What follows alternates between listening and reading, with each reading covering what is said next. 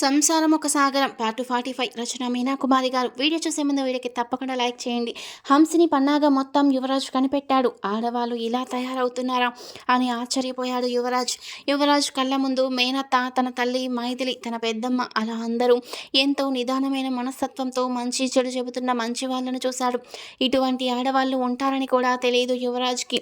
కానీ తండ్రి జీవితంలో ఉన్న ఒక ఆడది ఆడిస్తున్న నాటకానికి మొదలు ఈ సంఘటన అన్నది యువరాజ్కు తెలియదు, జగపతికి తెలియదు. ప్రస్తుతం శ్రీకాంత్ చెప్పినవన్నీ జగపతి యువరాజ్కు చెబితే నిజమే ఇవన్నీ కావాలి అనుకుంటూ మొత్తము తన ఫ్రెండ్స్ ద్వారా అన్ని ఏర్పాట్లు జరిగేలా చూశాడు యువరాజ్. పిచ్చిగా మత్తుమందు ఇస్తే అంతలోనే పాపం మాటలు నమ్మి వేస్తాను అనుకుంటుంది కాబోలు ఈ హంసిని. తెలివిగా ఉంటే నన్ను గెలవడం ఎవరి వల్ల సాధ్యం కాదు అనుకున్నాడు యువరాజ్. హంసిని ఏడుస్తూ చాలా రచ్చ చేసింది.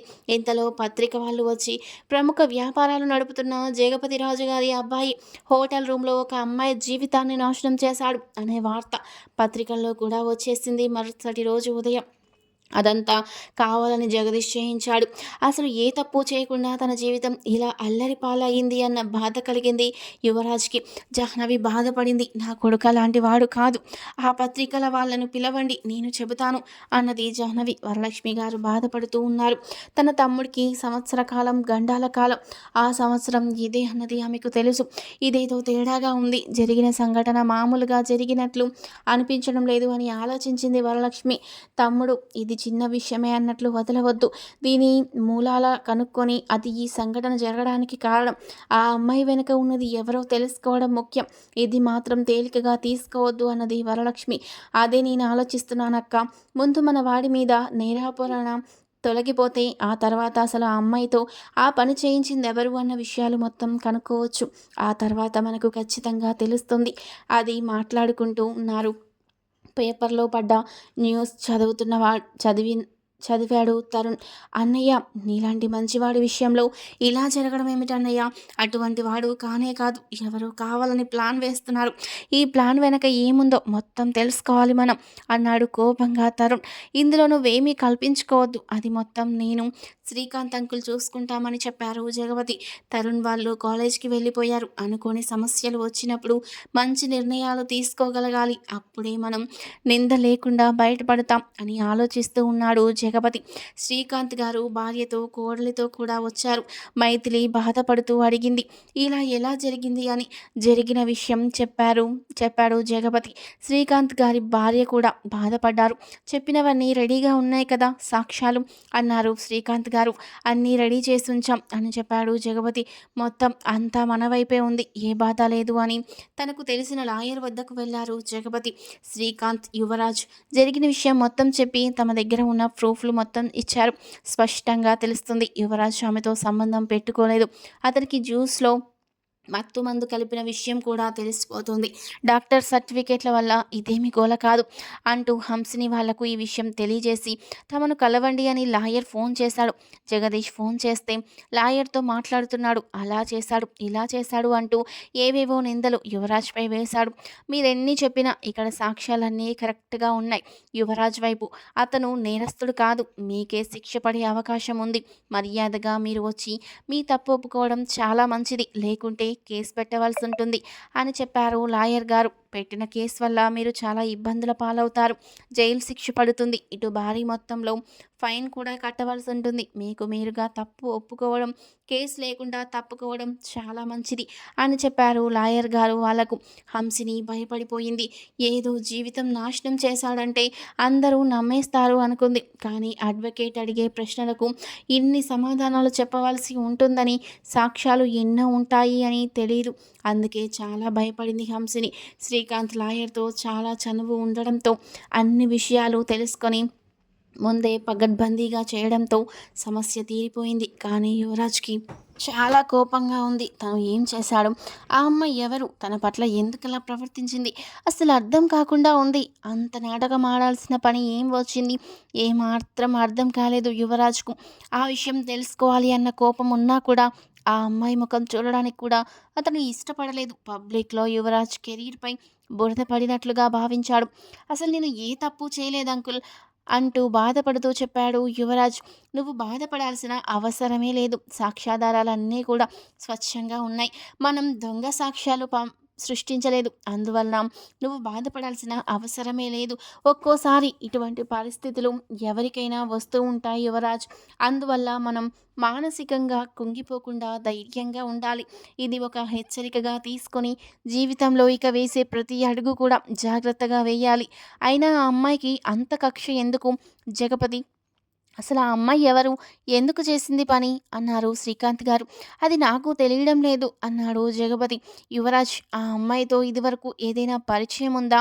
అన్నారు శ్రీకాంత్. ఆ అమ్మాయి ఎవరో నాకు తెలియదు అంకుల్ అంటూ ఎయిర్పోర్ట్లో కలిసిన సంగతి, తనకు లెటర్ ఇచ్చిన సంగతి అన్నీ వివరంగా చెప్పాడు యువరాజ్. ఏదో ఉంది కథ, తెలుసుకోక తప్పదు అన్నారు శ్రీకాంత్. నాకు అదే అనిపిస్తుంది. అసలు ఆ అమ్మాయి ఎందుకు అలా చేసిందో అర్థమే లేదు అన్నాడు జగపతి. వీడియో చూసే ముందు వీడియోకి తప్పకుండా ఒక లైక్ చేయండి. యువరాజ్ తన గదిలోకి వెళ్ళాడు. జాహ్నవి మైథిలితో కలిసి కొడుకు గదిలోకి వెళ్ళింది. శ్రీకాంత్ మాట్లాడుతూ, జగపతి, ఇది మామూలు విషయం కాదు. ఏదో పక్కా ప్లాన్, అది కూడా చాలా పెద్ద ప్లాన్ వేస్తున్నారు. మామూలు విషయంగా కనిపించడం లేదు నాకైతే. ఆ అమ్మాయి ఎవరు, ఏంటి, ఎక్కడి నుండి వచ్చింది, ఈ విషయాలు మొత్తం మనకు తెలియాలి. ఆ అమ్మాయి తనకు తాను డబ్బు కోసం అలా చేసిందా, లేకపోతే ఇంకా ఏదైనా ప్లాన్ ఉందా? ఆ అమ్మాయి వెనక ఎవరున్నారు? ఆ విషయాలను ఖచ్చితంగా తెలుసుకొని తీరాలి అని చెప్పాడు శ్రీకాంత్. ఆలోచనలో పడ్డాడు జగపతి. శేషగిరి, అన్వేష్, అనిత, సావిత్రిని మరుసటి రోజు హాస్పిటల్కి తీసుకెళ్లారు. అన్ని టెస్టులు చేయించారు. అనిత వెయిటింగ్ సెక్షన్లో ఉండి ఆదిత్యకు ఫోన్ చేసింది. ఇంట్లో జరిగిన ఇబ్బందులు, ప్రస్తుతం తల్లి పరిస్థితులు అన్నీ వివరించింది. ఆదిత్య, నేను వెంటనే వస్తున్నానని, ఫ్లైట్లో బయలుదేరుతానని చెప్పాడు కంగారుగా. రకరకాల టెస్టులు చేస్తున్నారు. మధ్యాహ్నంలోకి అన్ని టెస్టులు పూర్తయ్యాయి. అన్నీ చూసిన డాక్టర్ గారు, పర్వాలేదు, బలహీనత వల్ల కొన్ని మందులు శ్రద్ధగా వాడాల్సి ఉంటుంది, పైగా రక్తహీనత కూడా ఉంది అని చెప్పారు సావిత్రికి. మరి టాబ్లెట్స్ ఎందుకు డాక్టర్ ఇన్ని రాశారు అన్నది సావిత్రి. ఏం లేదమ్మా, బలానికి రాశాను, పైగా మీకు బీపీ కంట్రోల్లో లేదు, మందులు మాత్రం శ్రద్ధగా వేసుకోవాలి అని చెప్పారు. ఆదిత్య హడావిడిగా ఎయిర్పోర్ట్ నుండి హాస్పిటల్కి వచ్చేశాడు. మమ్మీకి ఏమైంది అంటూ కంగారుగా అడిగాడు. శేషగిరి కోపంగా ఏమీ మాట్లాడలేదు. అనిత మాట్లాడుతూ, ఎందుకురా వేరొక అమ్మాయితో సహజీవనం చేస్తున్నావు అని చెప్పుకుంటున్నారు అందరూ. ఆ మాటలు విన్న మమ్మీ భరించలేకపోయింది, పైగా అత్త మాటలు విని తట్టుకోలేకపోయింది అంటూ బాధతో కళ్ళనీళ్లు పెట్టుకుంది అనిత. అసలు అత్తకు ఏం పని? అమ్మను నిందించడానికి కారణాలేమున్నాయి అంటూ కోపంగా మాట్లాడాడు ఆదిత్య. పెద్దవాళ్ళ విషయాలు, జరిగిపోయిన విషయాలు, మనకు తెలియని విషయాలు కొన్ని ఉన్నాయి అంటున్న అనిత డాక్టర్ గారు పిలుస్తున్నారు అని సిస్టర్ పిలిచేసరికి అన్నతో లోపలికి వెళ్ళింది అనిత. అమ్మను రూమ్లోకి తీసుకువెళ్ళు అనిత, సిస్టర్ చూపిస్తారు, అక్కడ కాసేపు పడుకోబెట్టండి అని చెప్పారు డాక్టర్ గారు. అనిత తల్లిని తీసుకొని నర్స్ చూపించిన రూమ్ వైపు వెళ్ళింది. అన్వేష్ అక్కడ కావలసినవన్నీ చూశాడు. శేషగిరి, ఆదిత్య డాక్టర్ గారు పిలవడంతో లోపలికి వెళ్ళారు. ఆదిత్య, ఏమైంది అంకుల్ అమ్మకు అంటూ అడిగాడు. సావిత్రి గారికి గొంతులో ఒక కంతిలాగా ఉంది, అది టెస్ట్కి పంపించాను పైకి, అది వచ్చిన తర్వాత ఆపరేషన్ చేయాలో లేక మందులు వాడాలో నిర్ణయించుకోవాలి అన్నారు డాక్టర్ గారు. ఏమైంది డాక్టర్ గారు అన్నాడు శేషగిరి. అది టెస్టులు రావాలి, బాంబే పంపించాం అన్నారు డాక్టర్ గారు. ఏమైనా ప్రాణాపాయం ఉందా అన్నాడు శేషగిరి కళ్ళనీళ్లతో. అటువంటిది ఏమీ ఉండదు, అలా ఆలోచించకండి. మందులతో తగ్గుతుందో లేక ఆపరేషన్ చేయాలో టెస్టుల తర్వాత నిర్ణయిస్తాం. ముందు నేను ఒక రకమైన మందులు రాశాను, అది మీరు చాలా జాగ్రత్తగా వాడవలసి ఉంటుంది అని చెప్పారు డాక్టర్ గారు. ఆదిత్య ఆలోచనలో పడ్డాడు. ఆ మాటకు నేను చేసిన తప్పు వల్ల ఇంత పని జరిగిందా అని ఆలోచించాడు. తల్లి అంటే ఆదిత్యకు చాలా ఇష్టం. అలా ఇష్టం పెరగడానికి కూడా కారణం శేషగిరి. తను ఎలా అంటే అలా ఉండేవాడినని, వ్యసనపరుడినని బాగు చేసింది మీ అమ్మ అని ఎప్పుడు ఆదిత్యకు చెబుతూ ఉండేవాడు చిన్నప్పుడు. ఆ మాటలు బాగా నాటుకుపోయాయి. తల్లి మీద మాత్రం చాలా ప్రేమ ఆదిత్యకు. అనిత కూడా బాగా దిగులుగా ఉంది. సునీతకు ఫోన్ చేసింది అనిత. హాస్పిటల్కి వచ్చి అమ్మను చూసి వెళ్ళు, బిడ్డగా అది నీ ధర్మం. ఒకవేళ అనవసరమైన కులంలో పుడితే అమ్మ ఆ తప్పుకు కారణం. అమ్మ ఎలా అవుతుంది? ఒకవేళ అమ్మది తప్పు ఉంటే అసలు మన కులం ఏది? బుద్ధి తెచ్చుకొని అత్త చెప్పే బుద్ధి లేని మాటలు వినకుండా వచ్చి అమ్మను చూడు. ఆమె చాలా దిగులుగా ఉంది. నువ్వన్న మాటలకు ఆమె తట్టుకోలేకపోతుంది. ప్రస్తుతానికి అమ్మకు ఏదో మెడిసిన్స్ ఇచ్చారు అని బాధపడుతూ చెప్పింది అనిత. ఇంటికి వస్తారు కదా, అప్పుడు పలకరిస్తాను అన్నది సునీత. నువ్వు వచ్చి పలకరిస్తే ఆమె మనసు కాస్త శాంతిస్తుంది. అత్తన్న మాటలు అమ్మ మనసును గాయపరిచాయి. నువ్వైనా వచ్చి ఒక బిడ్డగా ఆమె బాధను తొలగించు నీ మాటలతో అని చెప్పి ఫోన్ పెట్టేసింది అనిత. హాస్పిటల్ రూమ్లో బెడ్ మీద పడుకున్న సావిత్రి ఫ్యాన్ వైపు చూస్తూ ఉంది. ఫ్యాన్ స్పీడ్గా తిరుగుతూ ఉంది. అలాగే సావిత్రి మనసులో ఆలోచనలు కూడా తిరుగుతూ ఉన్నాయి. ఒక తల్లిగా బిడ్డల ప్రేమను పొందలేకపోవడం దురదృష్టం. ఫలానా కులంలో పుట్టాలి అని నేనేమన్నా భగవంతుడిని అడిగి పుట్టానా? చదువు ఏమీ లేకపోయినా పల్లెటూరి వాడైనా కూడా భర్తకి ఉన్న జ్ఞానం తన బిడ్డకు తన ఆడపడుచుకు లేదు అని బాధపడుతూ ఉంది సావిత్రి. అమ్మ అంటూ వెళ్ళి తల్లి దగ్గర కూర్చున్నాడు ఆదిత్య. ఆదిత్య అంటూ కళ్ళనీళ్ళతో చూసింది సావిత్రి. అమ్మ, మీరు దిగులు పడకండి. శిరీష చాలా మంచి అమ్మాయి. ఆమె కుటుంబ పరిస్థితులు బాగోలేదు. బిడ్డలాగా పెంచిన మేనమామ వల్ల ఆమెకు చాలా ఆపదొచ్చింది. నీ కొడుకుగా పుట్టిన నేను తప్పెందుకు చేస్తాను? కాకుంటే ఇప్పుడు జనాలు సహజీవనం చేస్తారని చెప్పుకుంటున్నారు. ఆడ మగ కలిసి ఉంటే. శిరీష చదువు కొంతకాలం ఉంది. తన కాళ్ళ మీద తను నిలబడాలి అనుకుంటుంది. ఆమెకు చేదోడు వాదోడుగా ఉన్నాను అంతే. పెళ్లి చేసుకోవాలనుకుంటే మీకు చెప్పే చేసుకుంటాను. ఒక ఆడ మగ కలిసి ఉంటే తప్పు జరిగిపోయింది అని ఎందుకు అనుకుంటారు అంటూ బాధగా మాట్లాడుతున్న అన్న వైపు అలాగే చూసింది అనిత. నిజానికి అన్నయ్య ముఖంలో ఏ తప్పు కనిపించలేదు. కాకుంటే ఆమె నా సొంత మనిషి అన్నట్లు అక్కడ చెప్పడం మాత్రం నిజం. ఎందుకంటే అలా అనకపోతే ఆ అమ్మాయిపై లేనిపోనివి అంటగడుతున్నారు. అందుకే ఆ మనిషి అని చెప్పాను అన్నాడు ఆదిత్య. నాకు తెలుసురా నాన్న, నా కొడుకు ఏ తప్పు చేయడు అన్న నమ్మకం ఉంది. కానీ నాన్నగారు బాధపడేసరికి ఏమీ తెలియక ఏమీ చెప్పలేకపోయాను అంటూ కళ్ళనీళ్లు పెట్టుకుంది సావిత్రి. నాకు తెలుసమ్మా, కానీ అక్కడ ఉన్న పరిస్థితి బట్టి అలా చెప్పక తప్పలేదు. మమ్మల్ని గమనిస్తూ ఆ మాటలు పక్క వాళ్లకు చేరవేస్తాడు ఆ ఇంటి ఓనర్. అందుకే ఏమీ చెప్పలేకపోయాను అంటూ శిరీషకి ఫోన్ చేస్తే బయట పార్క్లో ఉన్న శిరీష లోపలికి వచ్చింది. సావిత్రికి నమస్కరించింది. అనితకు కూడా శిరీషను చూడగానే మంచి అభిప్రాయం కలిగింది. మంచి అమ్మాయి, చాలా బాగుంది అన్నయ్య. ఒక అమ్మాయి కోసం నువ్వు అండగా నిలబడ్డావంటే నాకు చాలా గర్వంగా ఉందిరా అంటూ నవ్వింది అనిత. ఆ శిరీషను చూశాక చాలా ఆనందం కలిగింది సావిత్రికి. శిరీష ప్రతి మాటలో కూడా ఆమె మంచి మనసు తెలుస్తూ ఉంది. పరిచయమైన కాసేపటికే ఆమె ఎటువంటిదో అర్థమైంది. ఆ అమ్మాయి పడ్డ కష్టాలు వింటుంటే చాలా బాధగా అనిపించింది. ఆదిత్య ఆదుకోవడంలో తప్పే లేదు అనిపించింది సావిత్రికి. అనితకు, నాన్నగారు, అమ్మని నేను తీసుకువెళ్తాను. అక్కడ మంచి హాస్పిటల్లో చూపిస్తాను. ఇక్కడ కాదు, అక్కడ స్పెషలిస్టులు ఉన్నారు. తప్పకుండా నేను తీసుకువెళ్తాను అని చెప్పేశాడు ఆదిత్య. డాక్టర్ గారు కూడా అది మంచి పని అన్నారు. 2 రోజులు విశ్రాంతి తీసుకున్న తర్వాత మీతో ప్రయాణం చేయించండి అని డాక్టర్ గారు చెబితే, లేదు డాక్టర్, ఫ్లైట్లో తీసుకెళ్తాను, ఇబ్బంది ఏమీ ఉండదు అని చెప్పాడు ఆదిత్య. ఇంటికి వచ్చిన తల్లితో మాట్లాడకుండా ఉంది సునీత. అందుకు సగం కోపం. ఆదిత్య వెంట మరొక అమ్మాయి ఉంది అన్న కోపం మరింత పెరిగింది. అనవసరమైన ఆలోచనలు, అనర్థకమైన ఆలోచనలు చేయడం అలవాటైపోయింది భూలక్ష్మి సాహసంతో. సునీతకు అమ్మను పలకరించే పని లేదా నువ్వు అన్నాడు కోపంగా ఆదిత్య. రూమ్లో కూర్చొని ఉన్న సునీతతో, నీతో చెప్పించుకునే కర్మ నాకేం పట్టలేదు. వేరే ఎవరో ఒక అమ్మాయిని తీసుకునొచ్చావు ఇంటికి పెళ్లి కాకుండానే అంటూ కోపంగా మాట్లాడింది సునీత. ఏమీ తెలియకుండా ఇష్టం వచ్చినట్టు మాట్లాడకు సునీత అన్నాడు కోపంగా ఆదిత్య. అత్త కూతుర్ని చేసుకోవాలన్న సంగతి అమ్మ నీకు చెప్పిందా? లేదు కదా. పైగా ఆవిడ ఎటువంటి వంశంలో పుట్టిందో తెలుసా అంటూ వెటకారంగా చెప్పింది జరిగిన గొడవ గురించి సునీత. అలా అయితే మనల్ని వెలివేయాల్సిందే అందరూ అంటూ కోపంగా చూస్తూ ఆదిత్య సునీత వేలు పెట్టి ఒకవైపు చూపిస్తే మిగిలిన వేళ్ళన్నీ నీ వైపు తిరిగి ఉంటాయి అన్న కనీస జ్ఞానం లేకుండా ఎలా పెరిగావు సునీత అంటూ కేకలు వేశాడు ఆదిత్య. శేషగిరి భార్య ద్వారా కొడుకు చేసిన పనిలో తప్పేమీ లేదని తెలుసుకున్నాడు. ఆదిత్యతో సావిత్రిని తీసుకొని వెళ్ళాలని నిర్ణయించుకున్నారు శేషగిరి. సునీత మనసులో ఎన్నో బాధలు అత్త ఎంత మంచిది, నా విషయం కోసం ఎప్పుడు కరెక్ట్గా ఎవరూ చేయడం లేదని ఏడుస్తుంటుంది. అక్కకు పెద్ద హారం చేయించినప్పుడు తనకు చేయించలేదేమిటి అని ఆమె ఎంతో బాధపడింది. అక్క అంటేనే అమ్మకిష్టం. ఎందుకంటే అక్క తెల్లగా అందంగా ఉంటుంది. నేను నాన్నలాగా నలుపు కదా, అమ్మ కూడా అందగత్తే కదా. అందుకే నాపై చిన్న చూపు మా అమ్మకు.